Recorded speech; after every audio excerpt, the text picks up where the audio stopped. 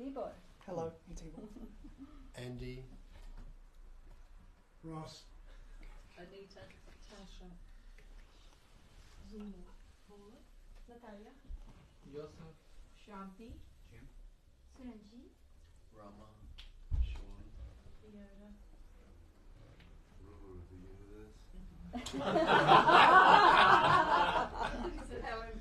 Jane. Jamie. Jamie, James. Tass. Dean. And Kavisha. Kavisha. Jake. Saroja. Saroja. And Shakti. Joe. Joe. And Bob.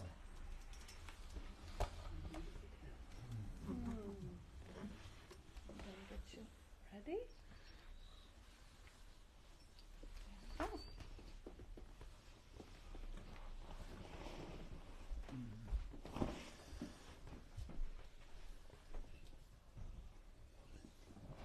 Good morning, everyone. Good morning. Good to see you all. And good to recognise that it is the one essence that's patterning, shaping, forming and expressing through each and every so-called one. This is what non-duality is. Only that. There is nothing other than that.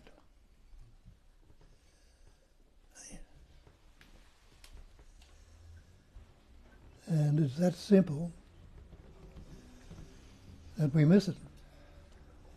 We've got the idea we have to become something enlightened or realised, or that this so-called human pattern is not good enough.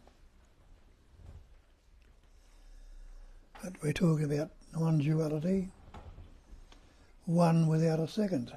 That's how it's translated. Only that. Everything is that. And you and I and everything else, we know that. Because you say, that's the chair, that's the carpet, that's the tree, that's the flower, that's the bird. Everything is already that, which we put labels or words on.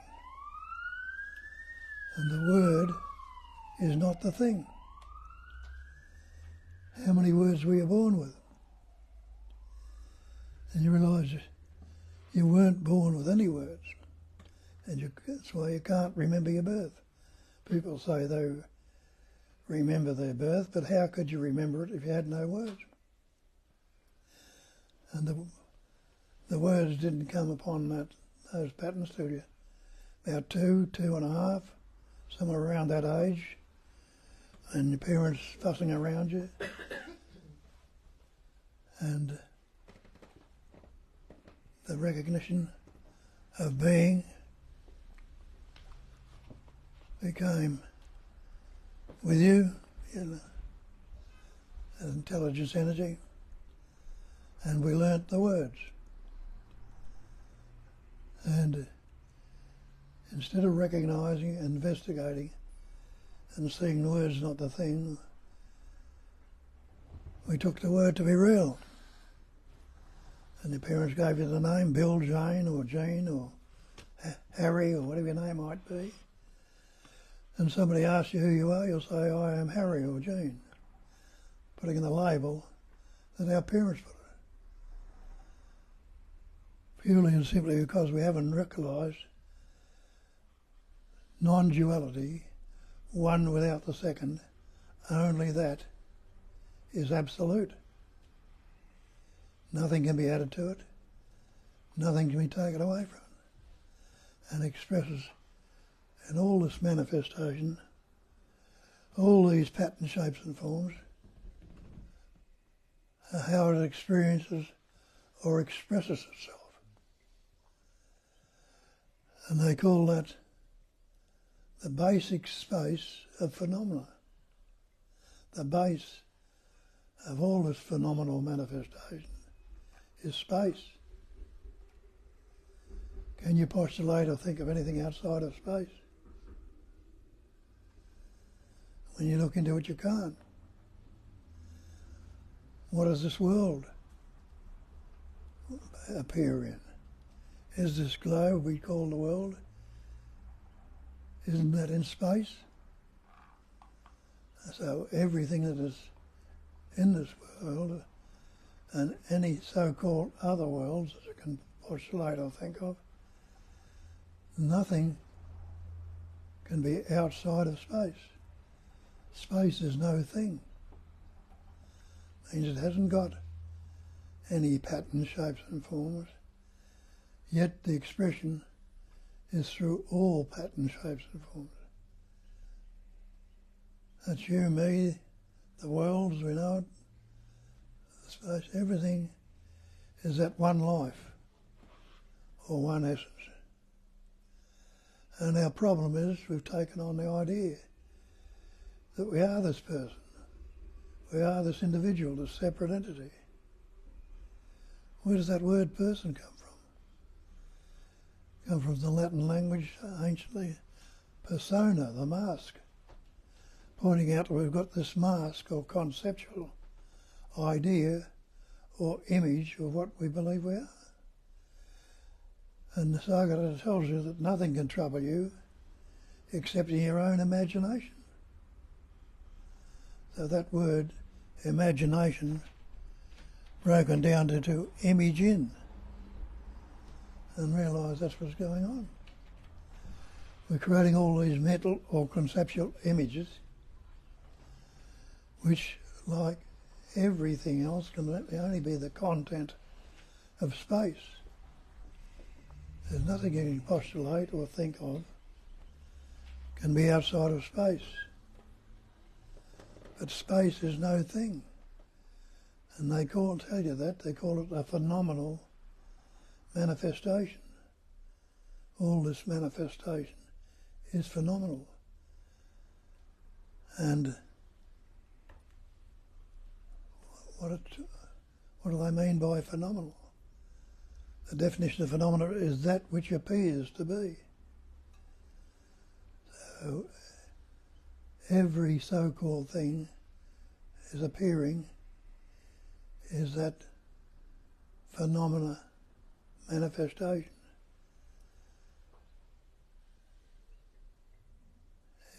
The pattern, shapes and forms have no reality as such,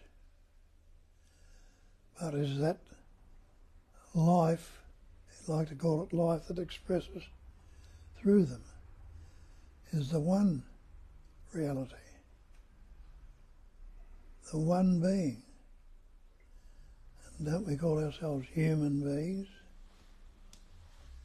We call God, if you believe in a God, the supreme being. Take away that word, human, take away the word supreme, try and tell me you're not being. You can't say, I'm not being. You can say it, but what's enabling you to say it? If that being wasn't there, could you say anything at all? And they tell you that in the beginning was the Word. The Word was with God, and the Word was God. That's all God is a word, another label we put on it. All things were made by Him, by the Word. Isn't that so? Look out there in the manifestation. All the things you see in the manifestation have words or labels, including yourself. All things were made by Him, and there was nothing made that was made without the Word.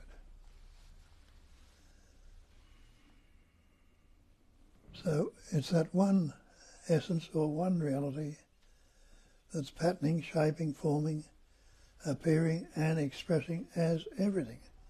How could it recognise or know itself if it didn't have a pattern, shape and form to express through? Couldn't. Who could say anything about what?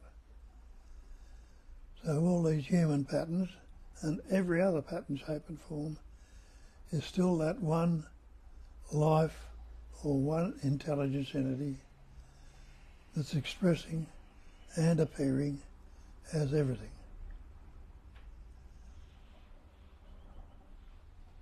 And so you can't think of anything at all that's outside of space. what would it be in? Even if you call, say, this world or this cosmos as it appears to be, could it be there if it wasn't in space? Could anything at all appear if it wasn't space?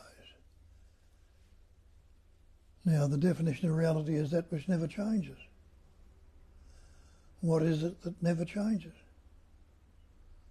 Again, is it the basic space, the base which everything appears in? Does space have any beginning to it? Does it have any boundaries? Any shape, any form? You can't say it begins, you can't say it ends. You can't say it's a centre to it or a circumference to it or any boundaries whatsoever. So that's the only so-called thing which is no thing that never changes. You and I are changing, and every other thing in this manifestation is transient. It's constantly changing. But have a look at this body we call the body-mind. All words we picked up. And when you investigate and look, you see the word's not the thing. How do we work that out? We'll take the word water. Drink the word if you can. Swim in the word. Drown in the word. The word fire. Cook with the word. Eat yourself with the word. Burn yourself with it. So what's this word I or me? We take it to be this person, this body, this mind. But am I this body? We believe we are this body that suffers and needs to become something, not recognising that it's only a pattern, an appearance in the manifestation. And innately, when you look at it, you say, you know you're not the body. Because you say my body. You say my house, my car, my coat. You know you're not the house, the car or the coat. Maybe you're not the body either. And when you investigate, you see it's so. What is the body made up of? Made up of elements. Air, water, fire, space. All the elements. And all those elements can be broken down into subatomic particles. And all those particles can be broken down into energy. So this body and every other pattern, shape and form is nothing but a vibration of energy, which they call, for want of a better term, a lot of people call it God. I use the term intelligence energy. Intelligence being knowing. And knowing is an activity. Any activity is a movement, and any movement is a vibration of energy. So it vibrates into all sorts of patterns, shapes and forms. Doesn't that imply intelligence? It's not just some accidental patterning, shaping and forming, but all these human patterns, for instance, they're suffused with that intelligence. The trees, the flowers, the stars, the planets and everything else, suffused with that intelligence energy. The activity of knowing. Anyone who's not knowing right now, and you realise, no, I am knowing, I'm being, I'm knowing, and I don't want to be dead right now, so I'm loving to be. Isn't that what the Advaitins call Satchitananda, Nama Rupa, the factors? And have a look at it. Are you the mind? Again, you say my mind, just as the coat, car and house. But show me a thing called mind if you can. When you investigate, you see this thing we're claiming as my mind, there is no such thing as mind. Because what is mind? It's sound. What's sound? Word. What's word? Thought. What's thought? Or word? A vibration. What's a vibration? a movement of energy. So it's all that manifestation is the vibrating pattern of energy. But they'll tell you it's all absolute. It's only the one essence, not the many, only that one life, one essence. Absolute. If it's absolute, what can be added to absolute? And you realise it wouldn't be absolute if you could add anything to it. Wouldn't be absolute if you could take anything away from it. Now if you recognise the great mantra is I am that. What is the that they're pointing to? We think it's the body, mind, but it's not. That's the body, that's the mind. Absolute is everything and no thing. Nothing can be added to it, nothing taken away. If that's recognised and known and understood, who could ever be superior to you if it's all the one essence? Who could be ever inferior to you if it's all the one essence? Nobody or nothing could be superior to inferior. So see what happens when we take on this idea of separation, that I am this person, this me, this self-centre, this reference point. It's only me that can be fearful, only me can be angry, guilty, depressed, jealous, envious. Me is the cause of all the psychological suffering. So this believed in me is what suffers. And why is it believed in? Because we never investigated. When our parents put that label on, Bill, Jane or Bob, whatever it is, we take it on and don't question it, and always relating to that conceptual image. So we never get a true picture of the absolute, the great perfection, the cognising emptiness. And that's what the Buddha called it a couple of thousand years ago. He called it a cognising emptiness. An emptiness with the capacity of cognising or knowing. And he made the statement then that emptiness is form. And he turned it round the other way and said the forms can be nothing other than the emptiness. You and I and everything in this room are pattern, shapes and forms. Outside are the same pattern, shapes and forms. All the content of space. Space is no thing. There's no beginning, no centre, no circumference, no thing whatsoever. But you can't negate it. And you realise that that so-called space is what I am. I am that. And that is also the tree, the flower, the world. All the pattern, shapes and forms are that, which we discriminate by putting the meaning into them, the words. So it's chair, me, you, human beings, all sorts of things are the word. And the word is not the real. Shakespeare told us that also when he pointed out there's nothing either good or bad, but thinking makes it so. Have a look at that. What is wrong with right now if you don't think about it? You just relax for a moment without any contriving of thoughts, feelings or emotions. You can't say it's good, bad, pleasant, painful, anything at all about it without the word. But you haven't stopped breathing, your heart hasn't stopped beating, that life is still there, the functioning is going on. What would that point out?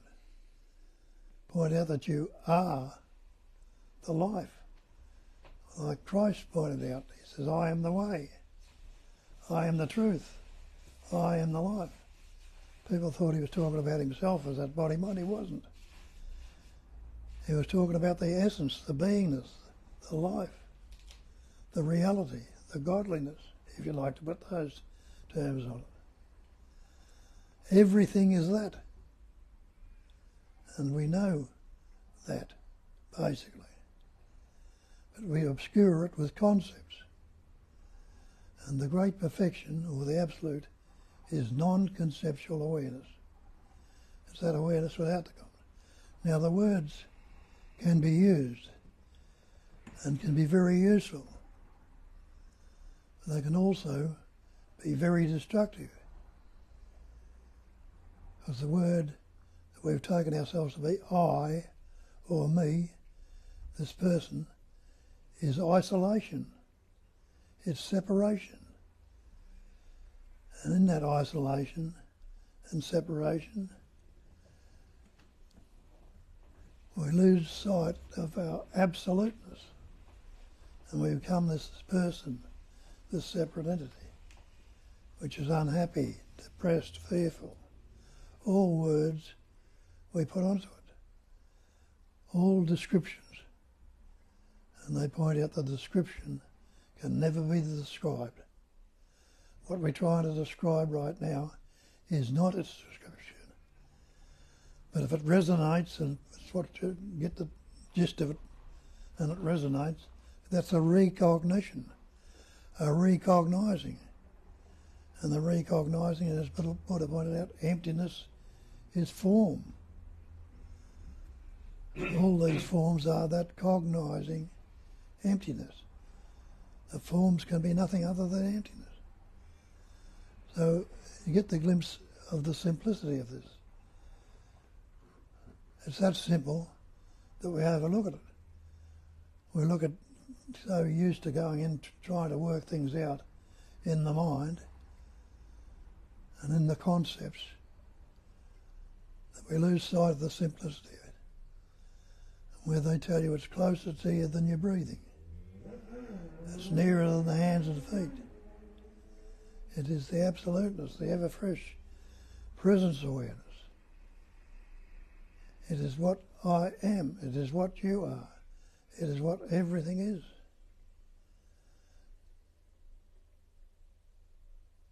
They point out as being, knowing, or loving to be. Existence, consciousness, bliss, name and form. Name and form. Anyone who's not existing right now, and you know, I'm existing, of course I am. Anyone who's not conscious, you recognise, of course, I'm conscious, I'm not unaware. Anyone who's happy to be, well, I don't want to be dead, so of course I'm happy to be. And the name and form is the body-mind. And we pointed out this body's made up of elements, nothing but energy, and the mind is the same, made up of energy. So I am that life.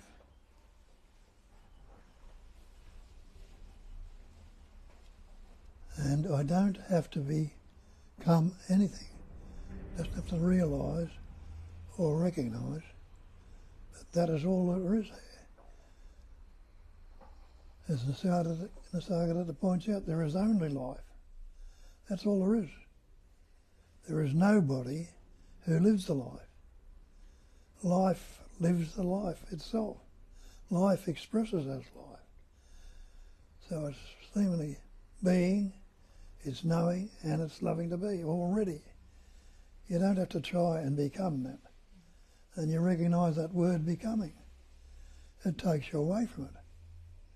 Because becoming implies a future time. But is there such a thing as time? Investigate that. And ask yourself the simple question. Is there a past if I don't think about it? Well, if I stop the thought, even momentarily for a moment, what can I say without a thought? Can I say it's good or bad, pleasant, painful, happy or sad? Can't say anything at all about it. But the knowing is the breathing still happening, heart's still beating, hair and fingernails are still growing, food's being digested. And the pure being and knowing that that's suffusing, that life is still suffusing, patterning, shaping and forming experiences, everything. Where does this life begin? when you say, I was born. But then when you investigate that, you can't remember your birth. How did you begin? We'll go back as far as your parents. That animating life essence was your father,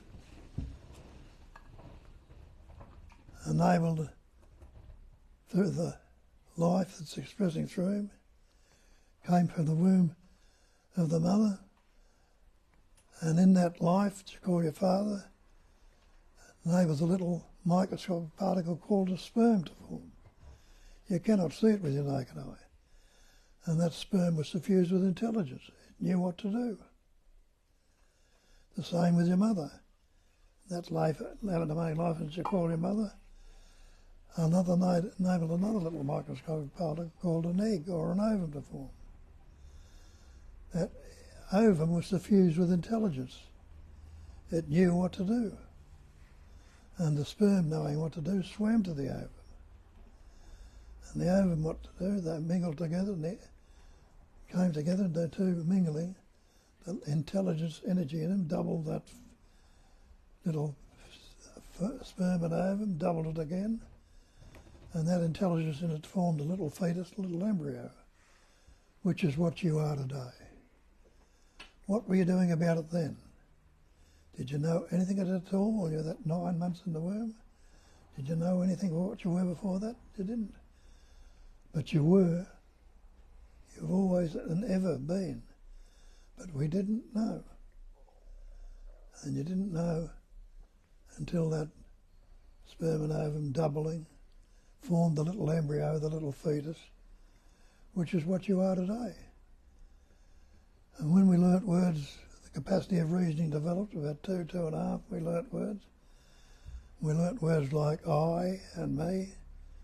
So I am little Johnny or little Jane, whatever the name might be that our parents put it. Instead of looking and seeing through it that I am the basic space or the life which everything appears in. Now I've taken on the idea that I am this person. And we're still saying I am to this day. But is it the same body you had then? Or that which it formed in, the sperm and the ovum, and the little embryo, the little fetus, hasn't it changed? Constantly transient, constantly changing. But we're still putting the same label on it. I am this person. And there have been traditions formed around that belief. And all sorts of things come about because of that relationship. Me and not me. That's how it vibrates into the pairs of opposites. Good and bad, pleasant, painful. Me and not me. So we've taken on the idea that this me or I is separate and everything else is not me.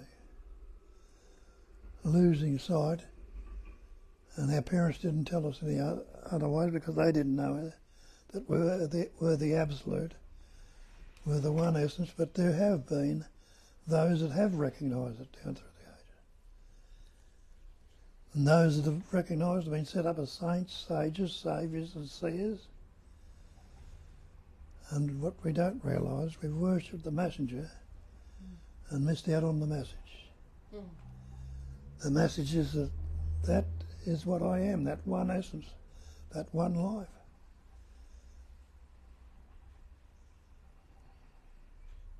And where does that life come in? Into this body. When the embryo is growing in the womb of your mother, the life is coming in through the umbilical cord. Through the what do they call it, the belly button or the solar plexus. Why would they call it solar plexus? Doesn't solar say represent the sun or light? And that's where the light of life comes into your body. And Christ would tell you that. He says, I am the light of the world. And he wasn't talking about himself again. when you recognise you and I and everything else is the light of the world. And they say again in the scriptures that that light shine before men, they may see your good works and glorify the Father, which is the light or the pure intelligence, which is expressing through this pattern, shape and form.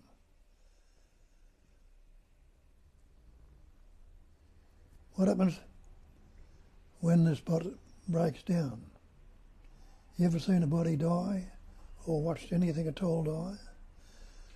Being the light, that light needs an aperture to shine out of. Where does it shine? It shines through your eyes. When the body dies, the eyes glaze over. That's the first thing you'll notice if you see something die. They glaze over. The light of life goes out of that pattern. But where does that light go to? Goes back to where it appeared, that space-like awareness, which expresses as the light of the universe, the light of being, the light of knowing. Recognising you are that, and realises expressing pattern, shapes and forms as everything. And in recognising that and knowing it, the realisation will be that that light shines through you with that sense of being well. Nothing wrong anymore. The love of being, the sense of being well and happy. And Wei Wu Wo tells us that when he says, why are you unhappy? Because everything you say, everything you think and everything you do is for yourself. And he says there isn't one. And that's what has to be recognised and realised. There is no personal self. Nisargadatta tells us nothing can trouble you except in your own imagination. What is imagination? Break it down to imagine, imagine, and realise we're creating all these conceptual or mental images which we take to be real. And they're not real. And nothing of a trouble except your own imagination. I'm not creating any mental images. What can I say without a thought? I can't say anything at all about it. But without a thought, I haven't disappeared, haven't fallen apart, and realise while you're in the womb you didn't have any words, any concepts or any images. And as Nisargadatta puts us, what were you before conception?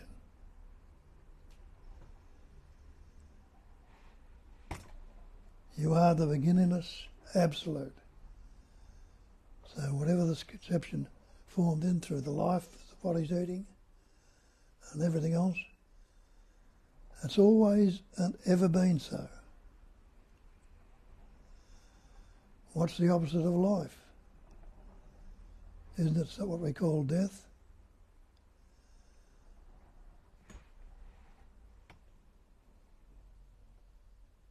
And you investigate what happens with death. Well, you see people die and know things that have died before. What happens? The light of life goes out of that pattern, and without that light, it breaks down. If it's a human body, it'll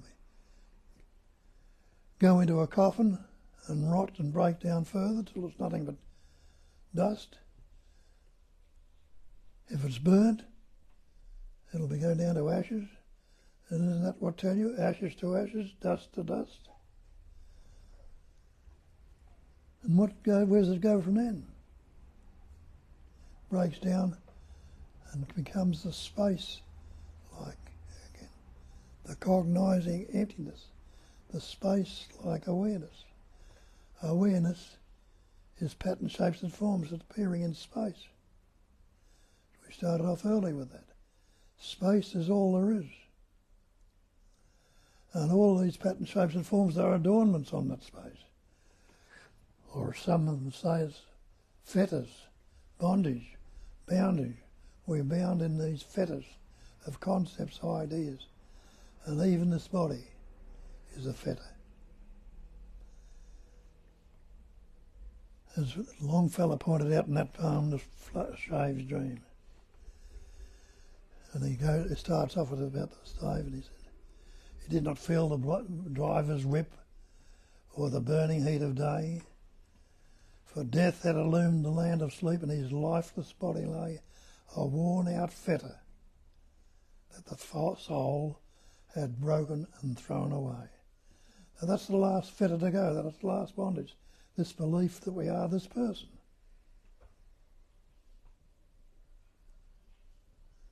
And then you become the pure being, knowing and loving which you already are. It's the most simple thing in the world. The very first thing you see is space. It's the closest thing to your eyes. The first thing you see outside. We look and see the room. We don't, and the things in the room, we don't notice that the space is the closest, the nearest thing to it. And not realising that, we get locked in the concepts. And they tell you again and again and again, the great perfection is non-conceptual awareness. Awareness without these concepts. And what's a concept?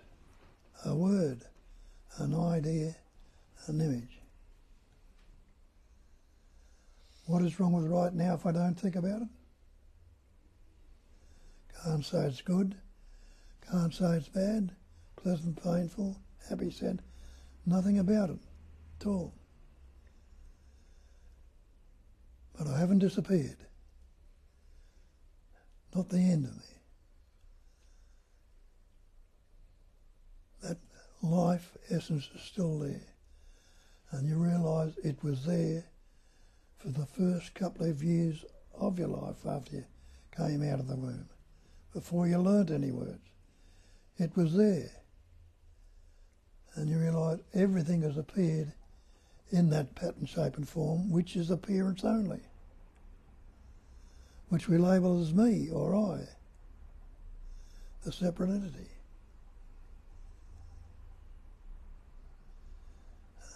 And I seemingly becomes these pattern, shapes and forms, but there is no becoming, because becoming is time. And time is a mental concept when you investigate it. There is no past if I don't think about it. There is no future if I don't think about it. And when can these things ever be thought about? You can't think of the past in the past. It's gone.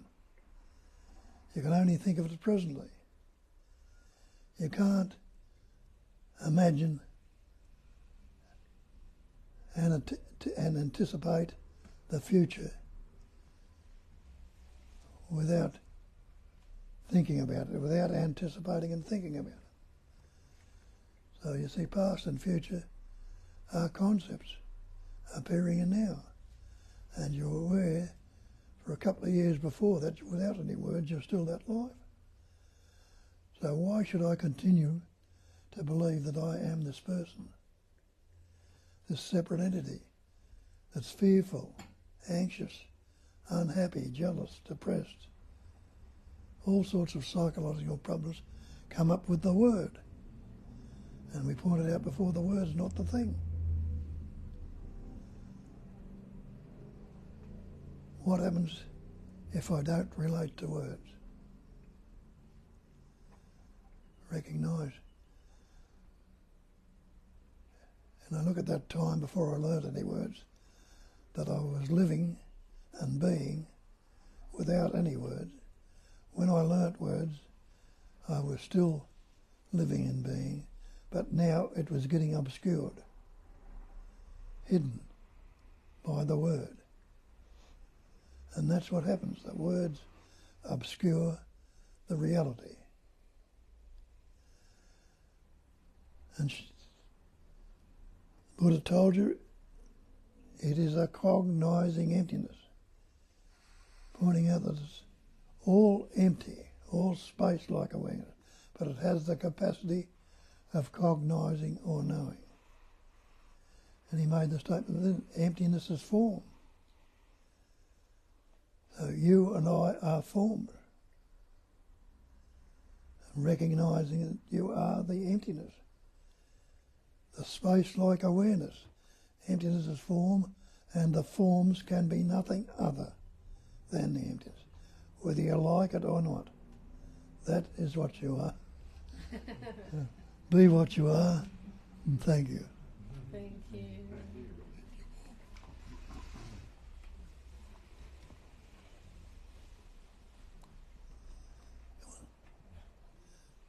Gonna take over.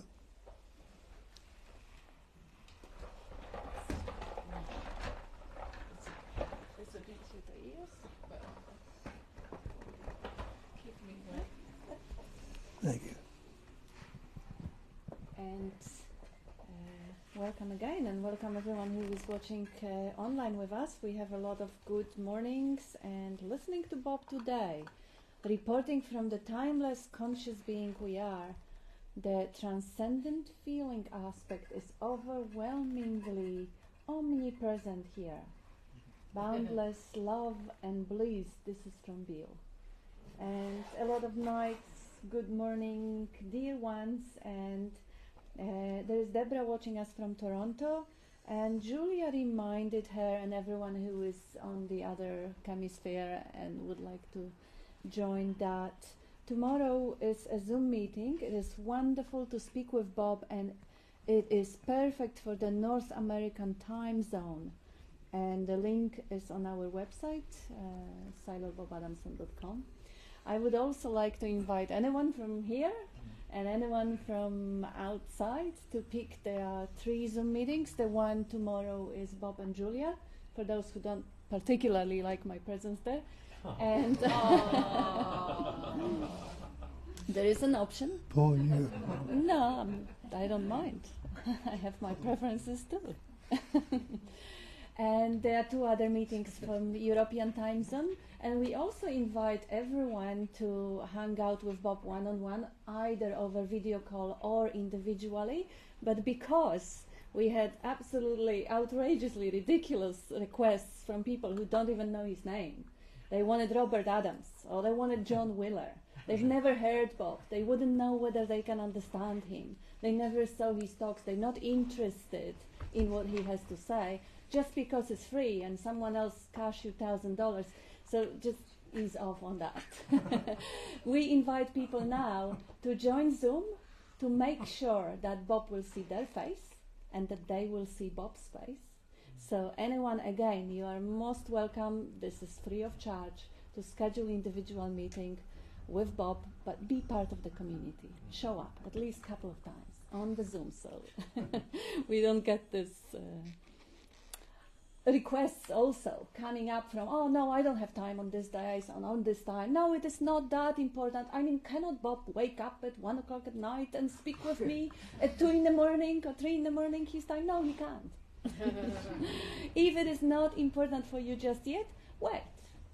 We hope that Bob will be hanging around for much longer. Well, we don't know. But if it's not important enough right now, well, you know, it might be someone else in 10 years. And that's it. So now we don't have any more questions from the community, and we invite you to share, ask questions, tell us what works with you, what insights that you have, or something that comes up.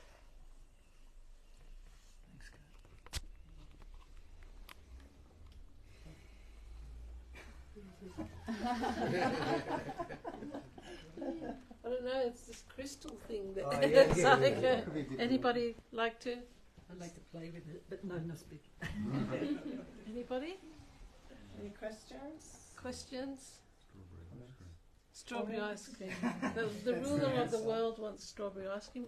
Okay.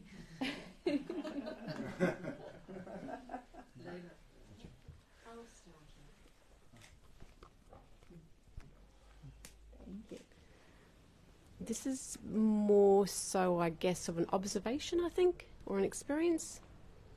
A little bit of backstory. Naturally, I'm cynical, jaded, judgmental, critical, unloving, riddled with anxiety, riddled with social anxiety.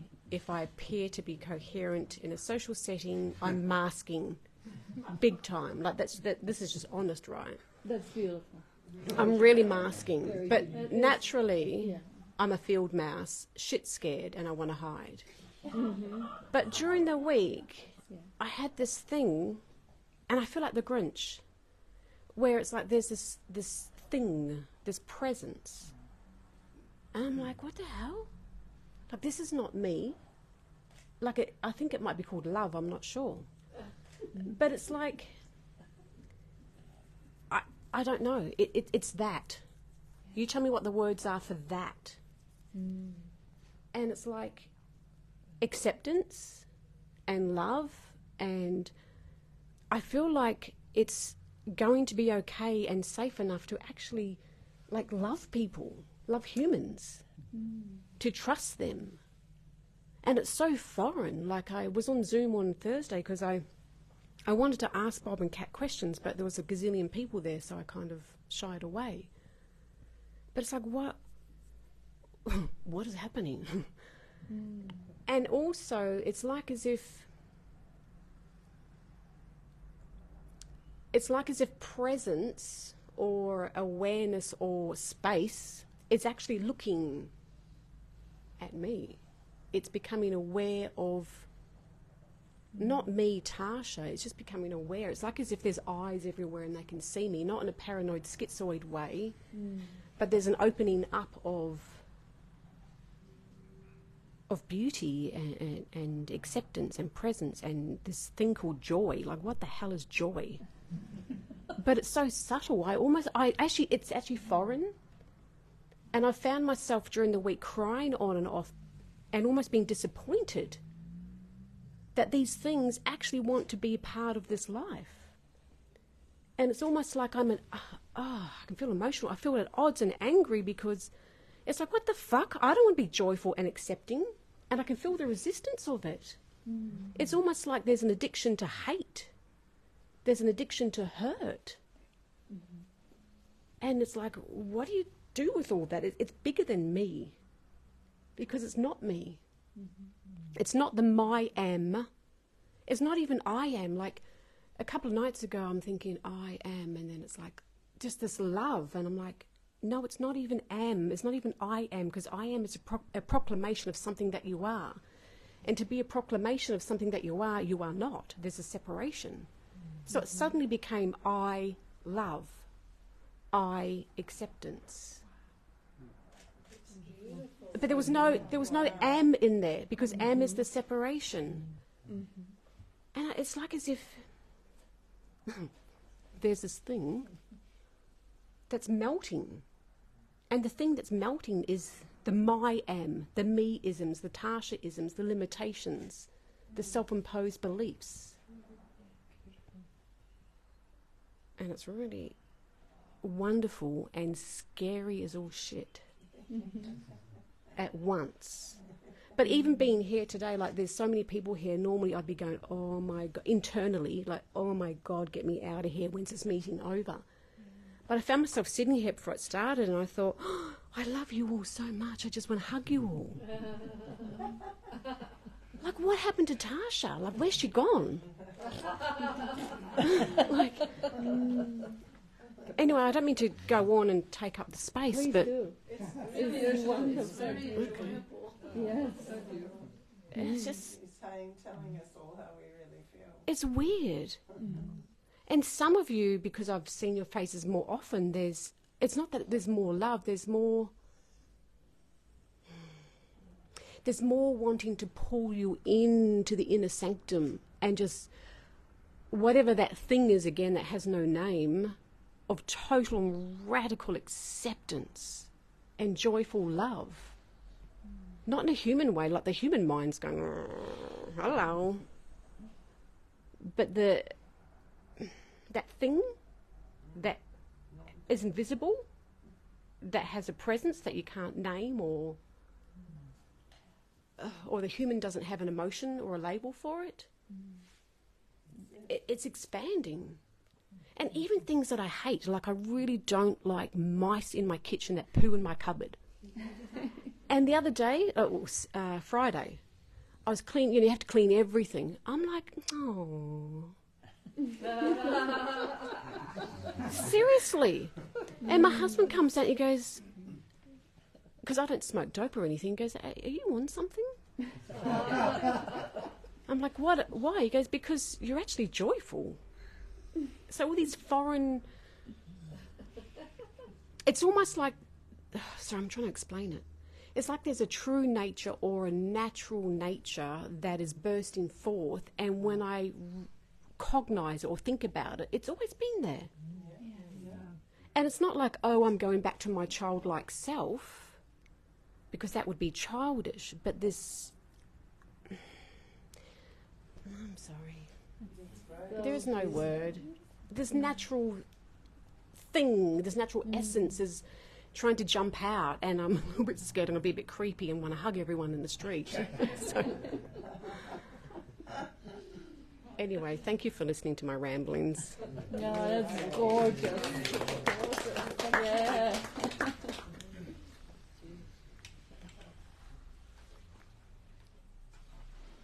Do you want to add something to that? We won't lend you our cats. For the mice in the kitchen, he says, we won't lend you our cats. We have a big outburst of love towards them, especially Bob. You should see him patting his favorite pesto. But it is absolutely delightful to actually be able to articulate that, you know, that eternal dilemma between your eternal, infinite, limitless self and that human pattern of survival, of fearing death, of fearing being in danger, of wanting to please, of wanting to, you know, all those little strategies that kind of make the body safe in the environment. That fear-based behavior. And then suddenly you're tapping into that infinite, that can't die. There is no place for fear of death. Even if people will let you down if you love them. Even if they will, you know, attack, abuse, whatever. And even if the body will crunch and feel yucky about that, that is still that self, that nothing, like Bob says, the everything and nothing that you are, it would ever be touched. So why not just completely melt into that loving to be and, you know, just be that joy, express that joy, and see that conflict. And that conflict now, this is, you know, when I love your expression. I wish you could just talk and I would be just listening and listening, because you have just such a way with words. The Tasha, you know, what is it? The appearance on the screen. That human, you know, ridden with anxiety. You are actually describing it as a phenomena, because it is a phenomena. So when you actually are that field of noticing, that phenomena passing, how can you not just, you know, just that's what you are, your limitless self. How could you not just feel that overwhelmed pleasure of freedom from that confinement? And it's, yeah.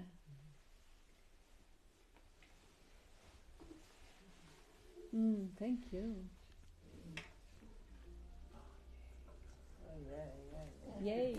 Thank you, Tasha. Remind me of this song. That's the one I think it is.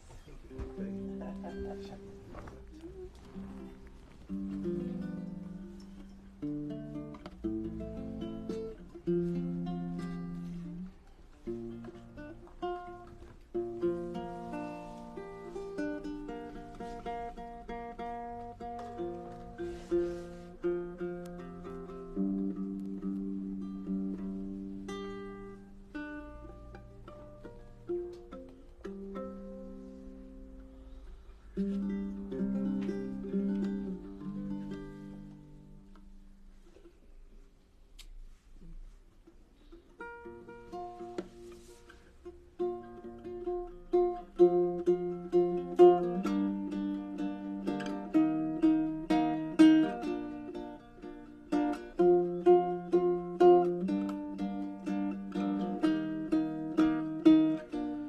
is it that makes us tear the page and begin again?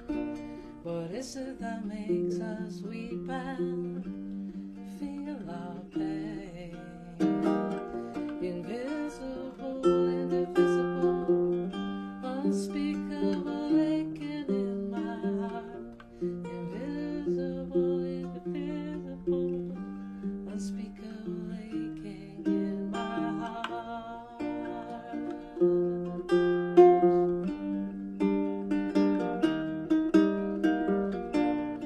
Wings of love carry me, carry you till we meet, till we part.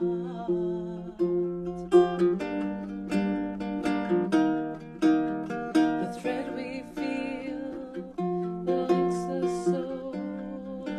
Through the universe it goes, past all time and space to places forgotten, deep and holy. The first kiss our souls meet, this healing in a blinding flash. I fall from the sky looking at your beauty. Why the sword? Why the chain? Why the locks, the guns, and we could just fly? This sorrow, this joy, this let go, this hello, this goodbye.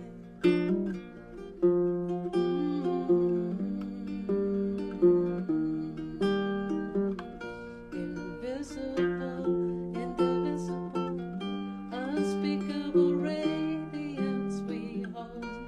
Invisible, indivisible, unspeakable radiance we hold.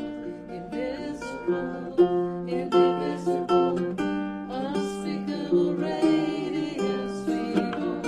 Invisible, indivisible, unspeakable radiance we hold. Invisible, indivisible, unspeakable radiance we hold. Invisible, indivisible, unspeakable radiance we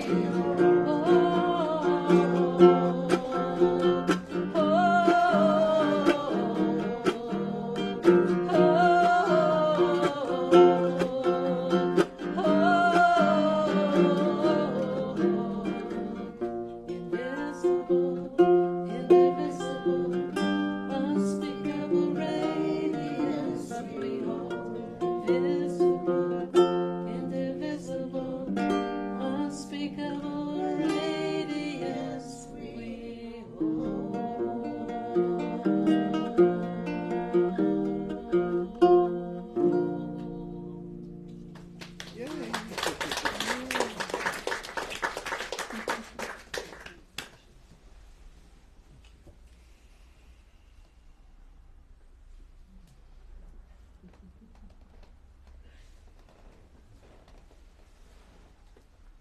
We have a couple of comments how beautiful it was.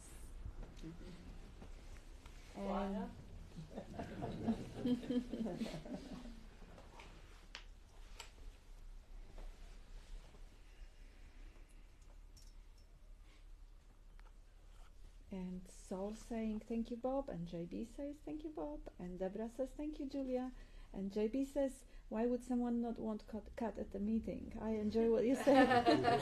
Thank you JB. And oops, that's it. That's it.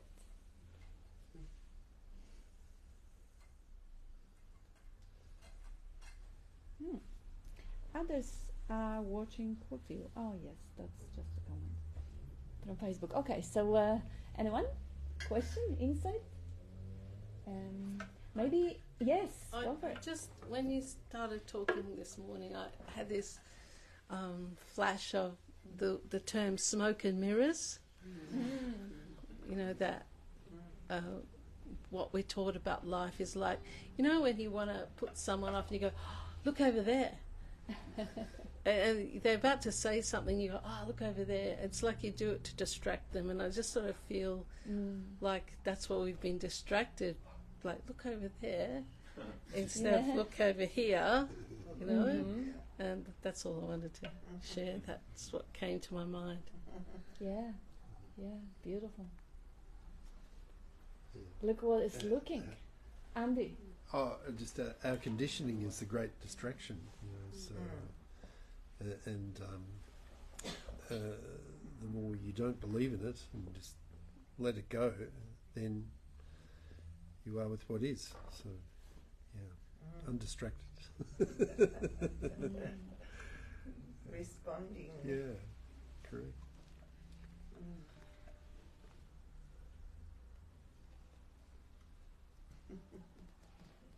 That wand, that really. We've upgraded the microphone quite considerably from the I feel shoehorn. like there's a magician going to come out. Yeah, that was because the shoehorn gone missing last week, and we had an emergency shoehorn. And that beautiful wand we got from Heyman probably about a year ago. 2.5, 3 years ago. Oh, even yes. Did you want to And say it was staying there actually and decorating the room. And yes, Dean actually connected the dots. Why the shoehorn? It is beautiful.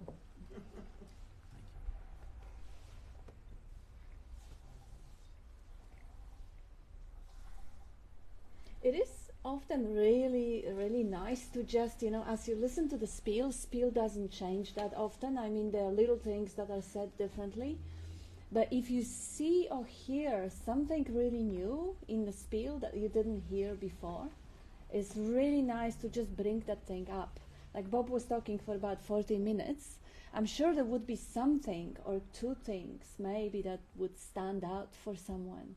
To even bring it up and just say it out loud, even repeating word to word. It won't exactly be word to word because, you know, your instrument will have different tuning, different tonality, different sound. So it is the same message. Oh, Jane, go for it. Nearer than the hands and feet. That's what stood out. came Beautiful. up for me.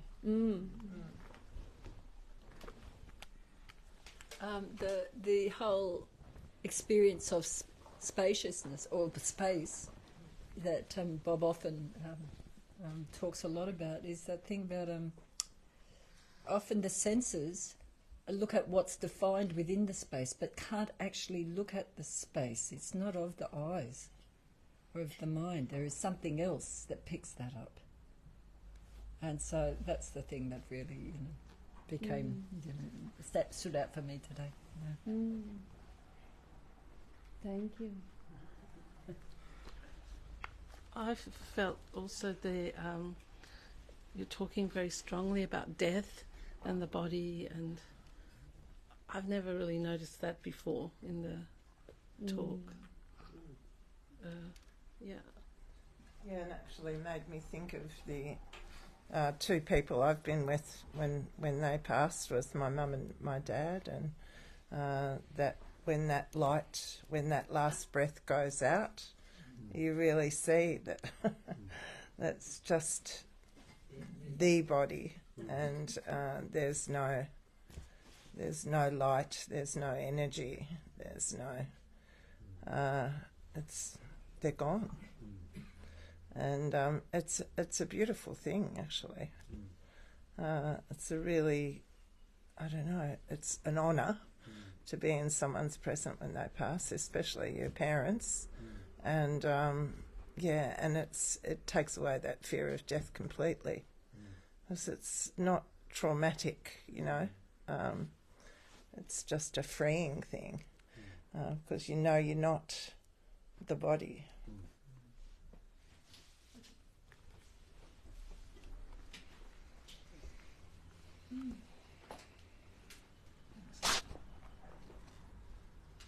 I went to Heidi Gallery yesterday, and it was such a beautiful day.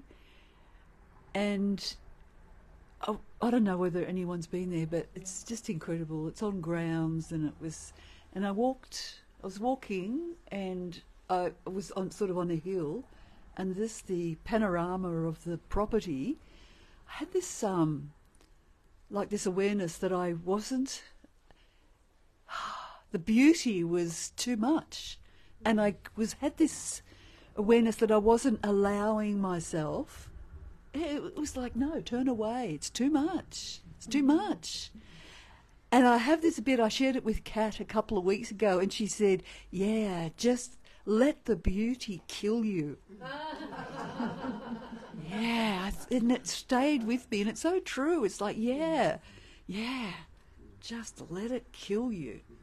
Mm-hmm. Yeah. You get a beauty attack. Yeah. You get a beauty attack, the tears just come. Oh, I know, yeah. That happened to me once. Yeah, that's right. Send shivers. With music, that often happens. I was at a friend's place, and we were doing Tai Chi, and he's a well-known artist, quite famous in Australia, and we were staying at his property, and we were just doing Tai Chi in the morning, you know, as we do. And he was sitting over there, and I went over to him, and he just had tears streaming down his face. He was having that beauty attack of just enjoying, you know, beingness of it all. I have that with my grandchildren, and also music, especially music. It sends shivers, you know. And I can remember seeing a guy called Arturo Sandoval, great trumpet player. He's Cuban, and he was with his band at Jazz Alley in Seattle, and they were all Cuban. And oh my God, just thinking about it makes me emotional. They were so good that I cried with joy. They were so good.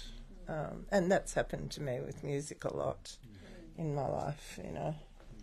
And babies and, you know, beautiful sunsets and, you know. So that's the real stuff, isn't it? People? I've been taking photos for many years of my own shadow, and in different places and textures and things like that.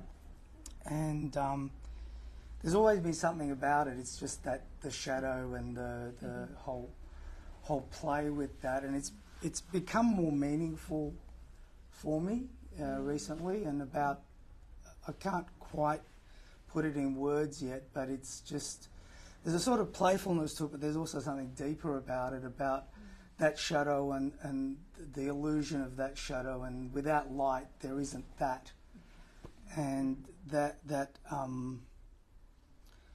somehow sometimes it just disappears and then it reappears, and that shadow can be cast onto multiple different surfaces, but again, it's all happening in space. It could be onto water, onto patterns, onto bark, onto anything, but just somehow more recently it's become more, I don't know, within and without, not just the image of it, but the image of it is also just that. It's an image, it's an illusion, but without the light though, there's no shadow. So, and that's the projection. So it's the projection of that light, and it's just another aspect, I guess, of that whole play or that interplay. But it's just, it's just been somehow more meaningful recently. So thank you. Yeah, that's all.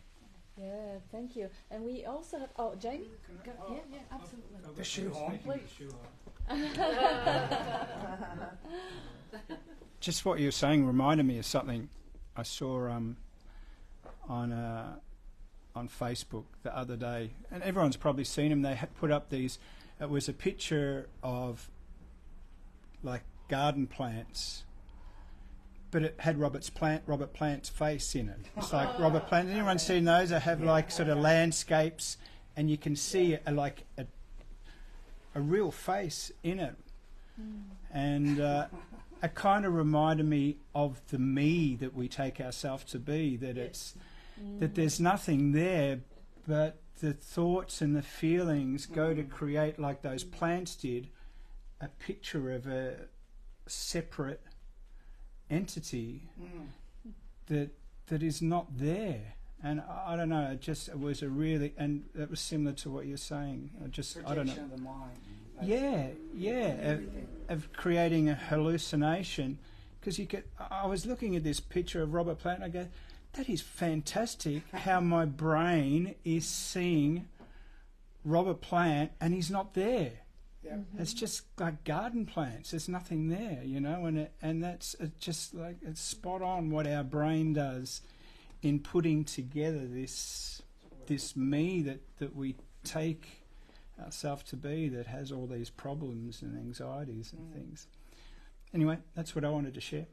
That is such a brilliant metaphor. Yeah.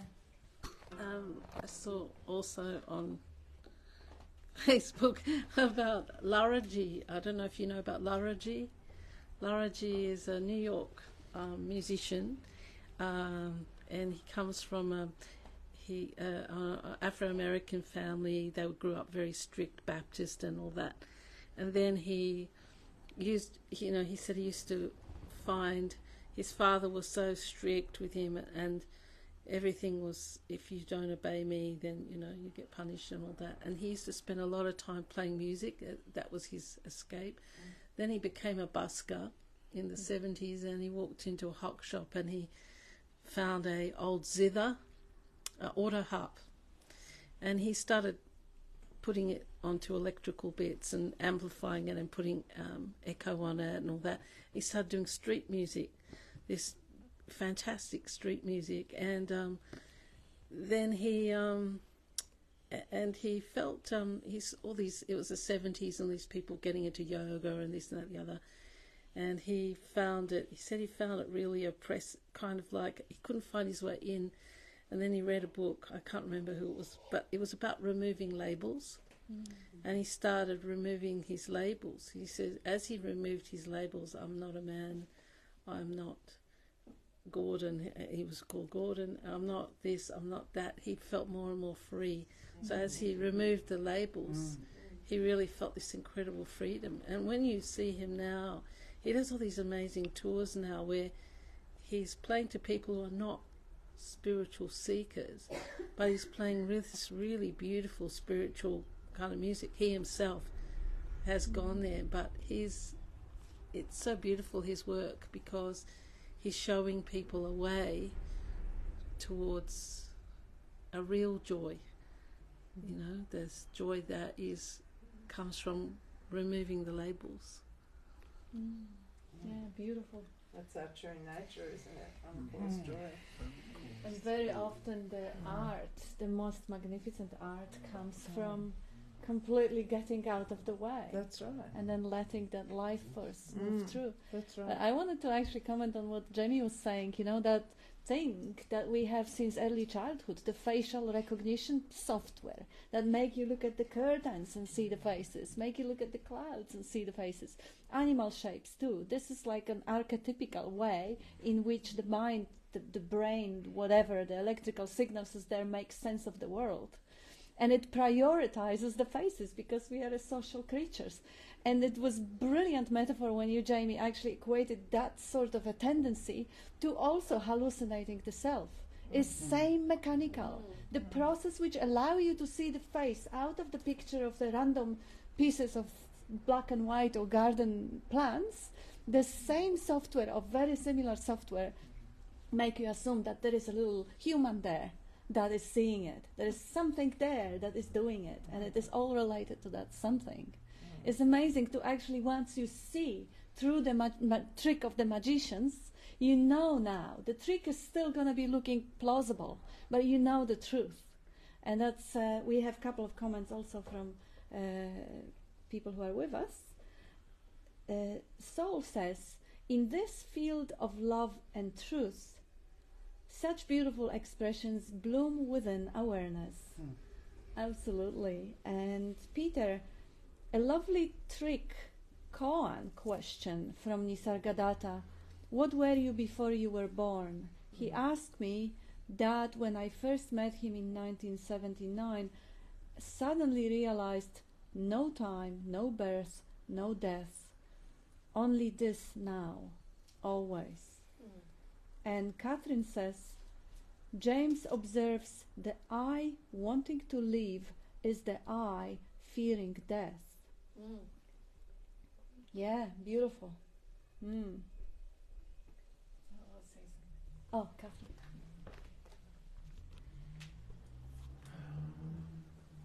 Yeah, I just want to say, I really appreciate what Bob said, because since coming here for quite some time, of course, now, I felt that Bob was really one of the first people that spoke about this in such a simple, direct, very clear way that I found like I'd never really heard anybody speak like that back, over 20 years ago or more. So just breaking down the belief systems in such a way that is just logically able to be understood without any fancy spiritual concepts was so refreshing.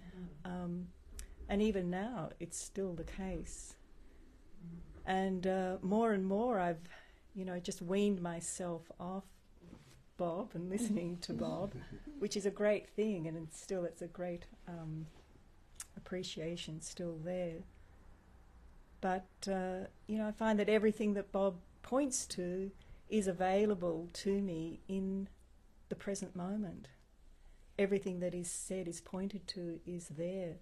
If one wants to look and, having the guide, the finger pointing to that space or that truth was required, and then it was up to me, or, to look and see. And there is that possibility always available in the present moment. The fact that you look, that there's no centre. I didn't know before that. No one had told me that the me that I think I am is just a bundle of thoughts.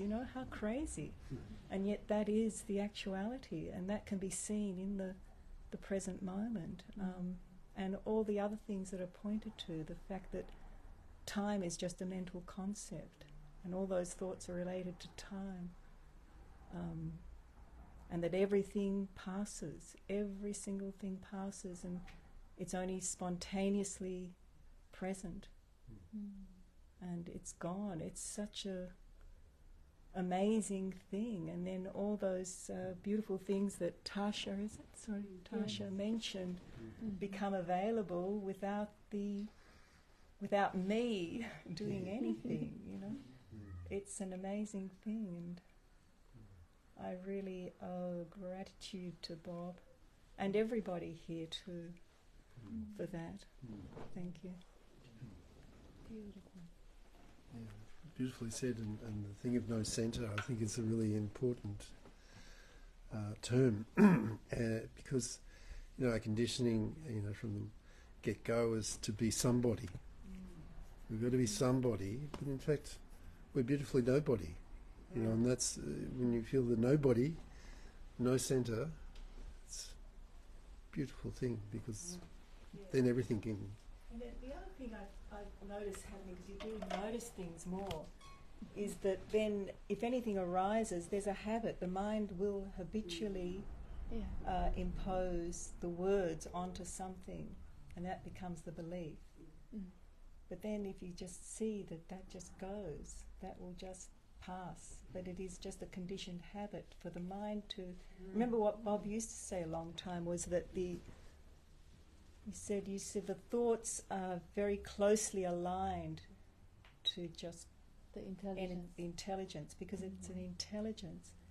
And thought is almost the conceptualization of that intelligence, isn't it? Like we call something a name, but it's not the actuality, as you keep pointing out.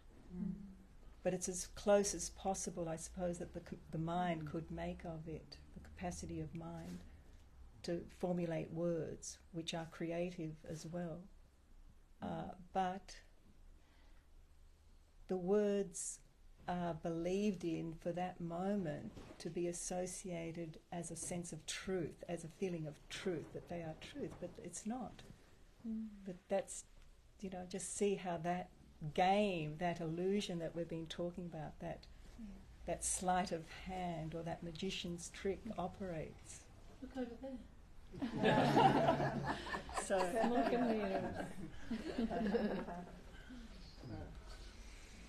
Yeah, beautiful. I love to use as a pointer, like just showing the way the trick works, showing the conditioning to be, mechanical. But in truth, as you just pointed, everything is the transformation of that same aliveness, is that same intelligence. So there's nothing dead, there is nothing mechanical. There is nothing mechanical about the thought, even though it's a repetitive, it feels like it's like sort of a, a piece of a software, a piece of a coding or something that just repeats itself and infects like a virus different machines but still there is a sentience about it. Because there is only one, and that one life, you can call it God, or you can call it intelligence, or you can call it just life.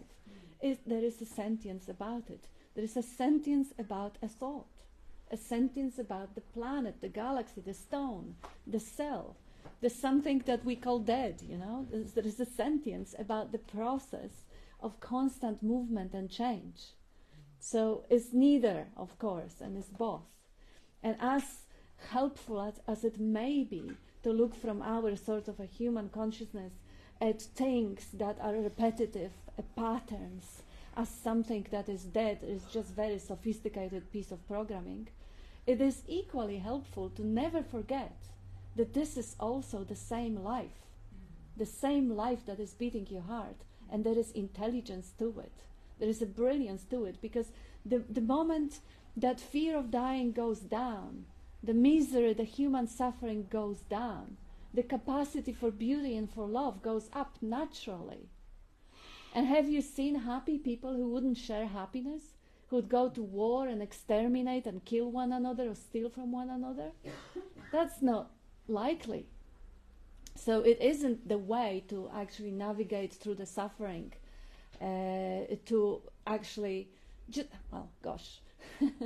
it's really just to discover the eternal source within that brings down the identification with the fearful body-mind labeled self and opens up the freedom of finding out that you are the life, the intelligence itself, reflected in every situation and in every moment.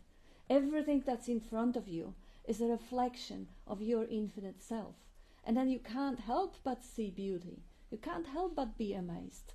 And who can not love the beauty? Beauty is something that we love, whether you say it's a baby or whether you say it's a music or a beautiful art. Whatever is labeled by the mind as beauty is experienced as the heart, as love. And yes, for that, naturally, when the identification, when the self-obsession, when that imagined center that I love that you brought up in this moment, in the presence, there isn't one. That self-center lives through the memory of past concepts and experiences, ideas. It doesn't exist in this moment right now. There is no center. Even if there is a sense of presence, that sense of presence doesn't call itself I or me. It doesn't say I'm a woman. In the moment, without that memory, somebody has told me, whatever long time ago, that I was a girl and then I was a woman. Without that past, I'm not the body, I'm not the mind. Without the information from the past, in this present moment, there is just beingness, isness, infinite, unlimited. And that's the experience. That's not even a plain logic to be understood by the mind. Nothing needs to be understood. If the mind understands that this is beyond the comprehension of dualistic language and rests aside, that's the only understanding that is ever required. The mind just quit trying, just rest aside. And in this moment right now, without that concepts brought from the past, it shines forth. It just shines of itself. What can ever obscure it but another thought? Believed into existence. The thought, oh no, that's not it, I'm not getting, no, I. Well, believe that there is an I which gets it or doesn't get it. That's a thought. It doesn't really touch the space, but it may create the persistent experience of limitation if it is believed. But seeing how it comes about, how is it manufactured, how that fake sense of self comes into existence, seeing how it is done, can't leave you nothing but marvel. Wow, how brilliant. What a brilliant trick.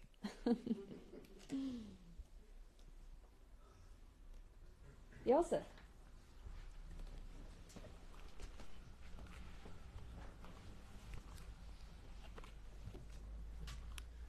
Yeah, when you spoke about the thought, it was because when you're asking before, what are you to share, what you guys have to share, and I thought about, what do I have to share, what I have to share, and then start thinking about it and have to actually think about what I want to share, which is not a thought. But then once you spoke about the thoughts, yeah, that's what I noticed as well. When I actually look back, it's a week or two or so. Yeah, I noticed the thoughts more. I complain. Oh, okay, that's what's happening. Oh, yeah, okay, that's another thought. and then I noticed it earlier. I was like, oh, do I want to do that? Oh, maybe not right now. So I'll stop thinking about that thought. So I just noticed the thoughts more earlier, and then I'm realizing, oh, okay, if I stop the thought, then the complaining will stop too, and then I do it, and then it stopped, right? So, and then the next thought comes up, like, oh, that would be nice if that would stay longer here. Okay, it's not that. Oh, okay, that's annoying. Yeah, another thought. Okay, see. And then it happens also with the nice thoughts as well. It's like, oh yeah, what's a nice thought? It's actually good. And I was like, yeah, what's another thought too? So it's like interesting. But then actually noticing it all the time. I don't know if I think too much about the me or the I, but just to realizing the thought coming up and how, get into a story, or like the story of, or like I say, a pattern more of a certain situation which is not changing, and then I start, oh, it's still not changing. Okay, I'm repeating myself again about that same thing. I'm like, yeah, okay, it's always going to be that way, or it's going to be what it's going to be. Yeah. What should I be affected by it or not? Or my feeling of my thought pattern should be affected by it if the world is what it is, or that situation is what it is. Yeah, that's what I noticed. Now something else I noticed. There's another thought I had today. I was thinking, I might go home today. I had a lot of work last week, and it would be nice just to lay down, relax, and do nothing. And usually my thought pattern would be, I go home, what am I gonna do then? Maybe I should catch up with someone. I should do this. I should do that. I should do this. Which is all the thoughts again, but also that gives you a piece of like, it's actually nice to do nothing and just enjoy relaxing and enjoy, like, to give a rest to the body, and not always have something to do. Yeah, so that's another thought. So anyway, yeah, that's what I have to share. Yeah. Hey? Yeah, okay. And then, after the song, I invite everyone to help us and eat all those Easter eggs.